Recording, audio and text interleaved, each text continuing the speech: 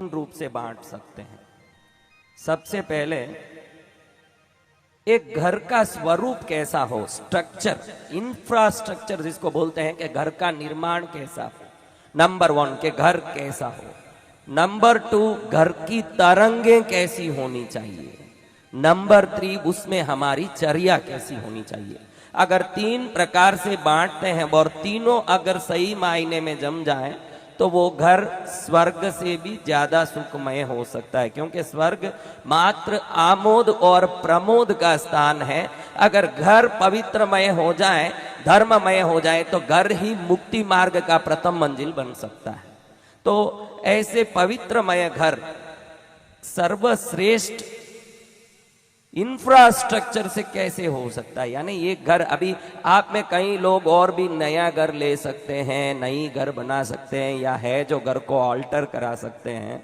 तो अब सबसे पहले हम ये देखेंगे कि घर सबसे श्रेष्ठ कैसे हो सकता है। सबसे पहले सर्वश्रेष्ठ घर वो होता है जिसकी चारों तरफ गलियां जाती हो। पूर्व में भी गली हो, पश्चिम में भी दरवाजा हो, उत्तर में भी दरवाजा हो, दक्षिण में भी दरवाजा हो।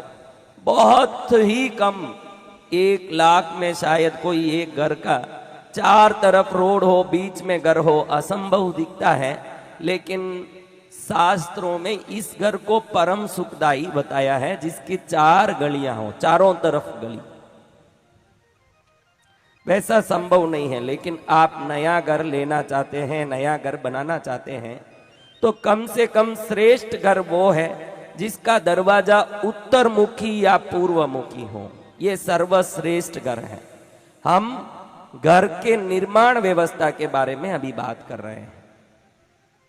सर्वश्रेष्ठ घर वो है जो उत्तर मुखी उसका दरवाजा हो या पूर्व मुखी जिसका दरवाजा हो। ये सर्वश्रेष्ठ घर है। अगर कोई कभी घर खरीदना हो तो आप अच्छी तरह इस व्यवस्था पर ध्यान दे सकते हैं कि आपका घर नॉर्थ फेसिंग या ईस्ट फेसिंग में तो है कम से कम।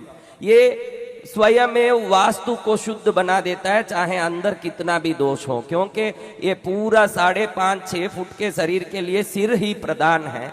वैसे ये घर के लिए उसका मुख्य द्वार ही प्रदान है। जब अगर द्वार सही मायने में जमा हो तो वो पूरा घर दोष रहित बनता है।